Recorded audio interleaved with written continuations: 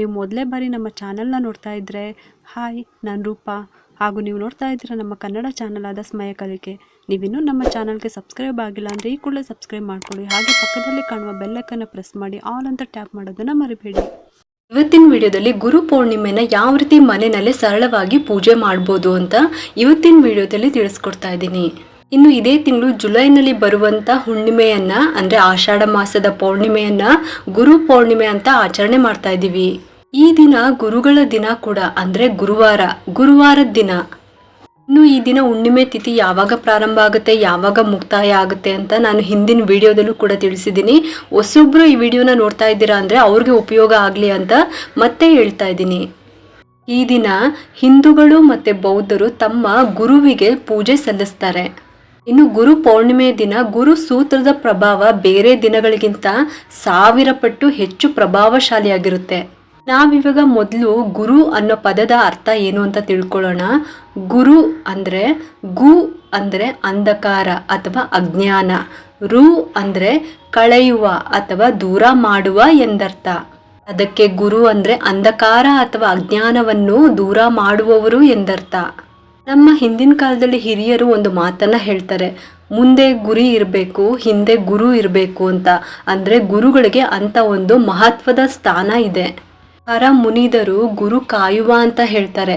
ಗುರುಬಲ ಇಲ್ಲ ಅಂದ್ರೆ, ಗುರು ನಮ್ಮ ಜೀವನದಲ್ಲಿ ಇಲ್ಲ ಅಂದ್ರೆ ಏನೇನು ಸಾಧಿಸೋದಕ್ಕೆ ಆಗೋದೇ ಇಲ್ಲ, ಅದು ಸಾಧ್ಯ ಆಗೋದೂ ಇಲ್ಲ. ಅದಕ್ಕೆ ಒಂದು ಮಹತ್ವವಿದೆ. ನೀವೆಲ್ಲರೂ ಕೂಡ ಪ್ರತಿಯೊಬ್ಬರು ಕೂಡ ಆಚರಣೆ ಮಾಡಿ ಗುರುಗಳ ಆಶೀರ್ವಾದ ಎಲ್ರಿಗೂ ಸಿಗ್ಲಿ ಅಂತ ಕೇಳ್ಕೊಂತೀನಿ.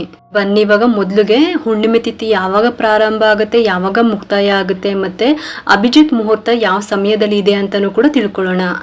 ಇದೇ ಜುಲೈ 10ನೇ ತಾರೀಕು ಗುರುವಾರ ಬೆಳಗಿನ ಜಾವ ಅಂದ್ರೆ ಮಧ್ಯರಾತ್ರಿ ಕಳೆದ ನಂತರ 1:40 ಹುಣ್ಣಿಮೆ ತಿಥಿ ಪ್ರಾರಂಭ ಆಗುತ್ತೆ. 11ನೇ ತಾರೀಕು ಶುಕ್ರವಾರ ಬೆಳಗ್ಗೆ 2 ಗಂಟೆಗೆ ಹುಣ್ಣಿಮೆ ತಿಥಿ ಮುಕ್ತಾಯ ಆಗುತ್ತೆ. ಅಂದ್ರೆ ನಮ್ಗೆ ಬ್ರಾಹ್ಮಿ ಮುಹೂರ್ತದಲ್ಲೇ ಶುರು ಆಗಿ ಮಾರನೇ ದಿನ ಬ್ರಾಹ್ಮಿ ಮುಹೂರ್ತದಲ್ಲೇ ಮುಕ್ತಾಯ ಆಗುತ್ತೆ.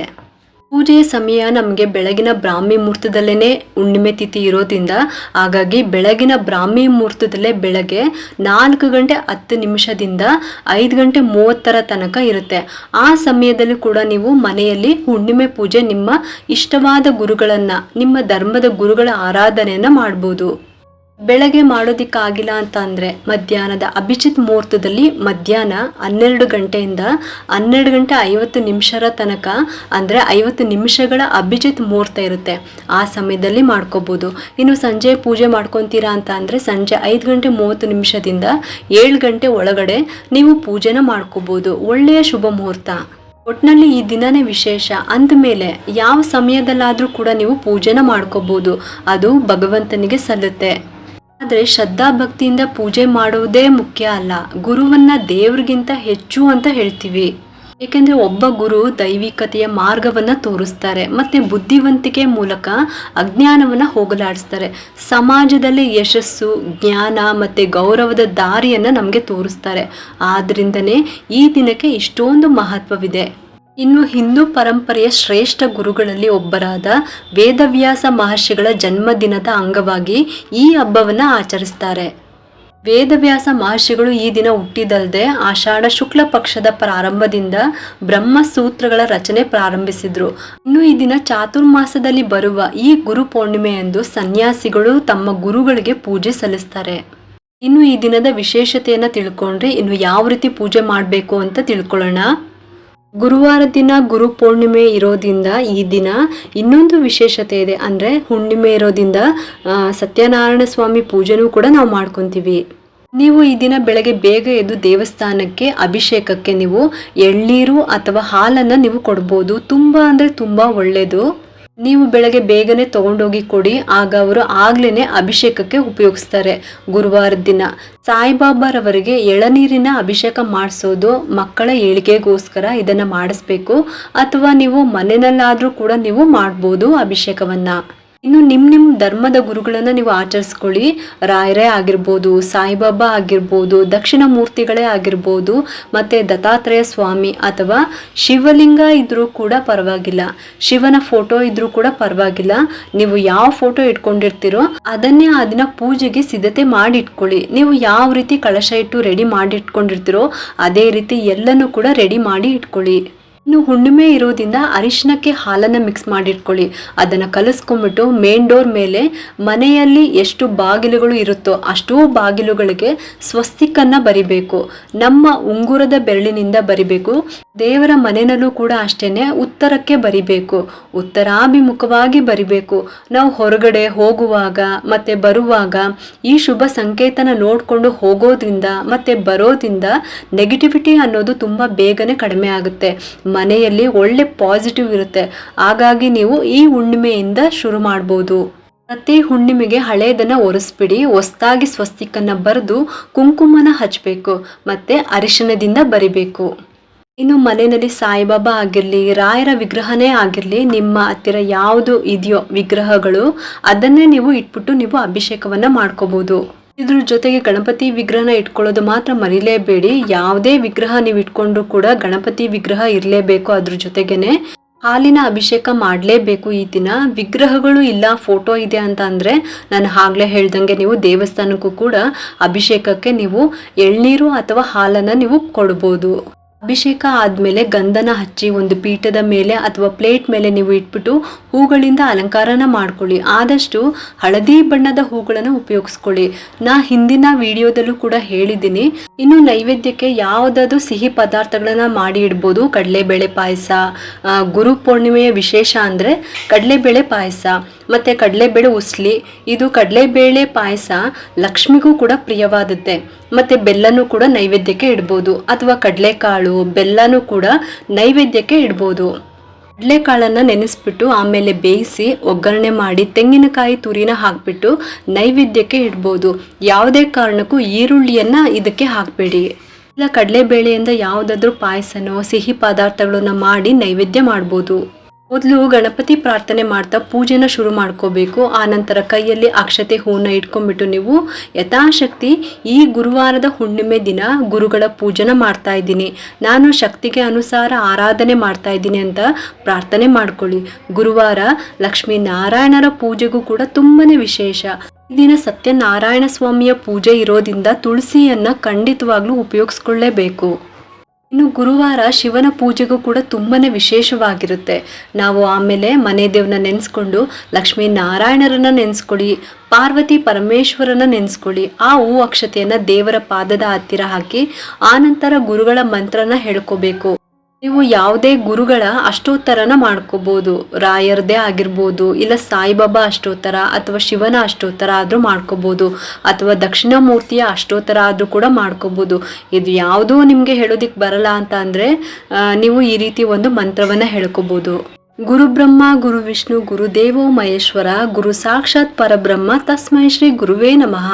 ಈ ಒಂದು ಗುರು ಮಂತ್ರನ 108 ಸಲ ಹೇಳ್ಕೊಳ್ಳಿ. ಬಿಡಿ ಹೂಗಳಿಂದ ಅರ್ಚನೆ ಮಾಡ್ತೀರಾ ಅಂದ್ರೂ ಕೂಡ ಮಾಡ್ಕೋಬಹುದು. ನಿಮ್ಮ ಹತ್ತಿರ ಜಪಮಾಲೆ ಏನಾದ್ರೂ ಇದ್ರೆ ಅದರಲ್ಲೂ ಕೂಡ ಹೇಳ್ಕೋಬಹುದು. ಇದಾದ್ಮೇಲೆ ನೈವೇದ್ಯವನ್ನ ಅರ್ಪಿಸ್ಬೇಕು. ಈ ದಿನ ವಿಶೇಷವಾಗಿ ಬೆಲ್ಲದ ದೀಪಾರಾಧನೆಯನ್ನ ಮಾಡಿ. ಗುರು ಪೌರ್ಣಿಮೆ ಇದೆ, ಹುಣ್ಣಿಮೆ ಇದೆ, ಅದರಲ್ಲೂ ಗುರುವಾರ ತುಂಬಾ ವಿಶೇಷ.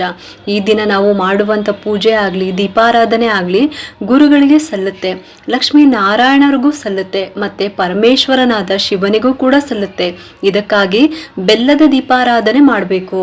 ನಿಮಗೆ ಬೆಳಗ್ಗೆ ಆಗಿಲ್ಲ ಅಂತ ಅಂದರೆ ಸಂಜೆ ಕೂಡ ಮಾಡ್ಕೋಬೋದು. ಒಂದು ಪ್ಲೇಟ್ನಲ್ಲಿ ಸ್ವಲ್ಪ ಅಕ್ಕಿನ ಹಾಕ್ಕೊಂಡು ಅದರಲ್ಲಿ ಬೆಲ್ಲದ 2 ಹಚ್ಚನ್ನು ಇಟ್ಬಿಟ್ಟು ಅದಕ್ಕೆ ಅರಿಶಿನ ಕುಂಕುಮನ ಇಟ್ಟು ಮತ್ತು ತುಪ್ಪನ ಹಾಕಿ 2 ಬತ್ತಿನ ಇಟ್ಟು ಹೂವಿನಿಂದ ಅಲಂಕಾರ ಮಾಡಬೇಕು. ಆಮೇಲೆ ನೀವು ದೇವರಿಗೆ ಆರತಿನ ಬೆಳಗಬೇಕು. ಆರತಿ ಆದಮೇಲೆ ಸಂಪೂರ್ಣವಾಗಿ ಬತ್ತಿ ಉರಿದ್ಮೇಲೆ ಆ ಬೆಲ್ಲ ಮತ್ತು ಅಕ್ಕಿನ ನೀವು ಯಾವುದಾದ್ರೂ ಸಿಹಿ ಅಡುಗೆಗೆ ಉಪಯೋಗಿಸ್ಕೋಬೋದು, ಅಥವಾ ಅದನ್ನು ಹಸುಗೂ ಕೂಡ ತಿನ್ನಿಸ್ಬೋದು. ಅಕ್ಕಿನ ನೆನೆಸ್ಬಿಟ್ಟು ಆ ನಂತರ ಬೆಲ್ಲನ ಕುಟ್ಬಿಟ್ಟು ಹಸುಗೆ ತಿನ್ನಿಸ್ಬೋದು. ಹಾಗೆ ಅಕ್ಕಿನ ಹಸುಗೆ ತಿನ್ನೋದಕ್ಕೆ ಕೊಡಬೇಡಿ. ಅಕ್ಕಿನ ನೆನೆಸಿ ಅದಕ್ಕೆ ಬೆಲ್ಲ ಹಾಕಿ ಹಸುಗೆ ಕೊಡಿ. ಈ ರೀತಿ ಮಾಡೋದ್ರಿಂದ ಹಸುಗೂ ಕೂಡ ಜೀರ್ಣ ಆಗುತ್ತೆ.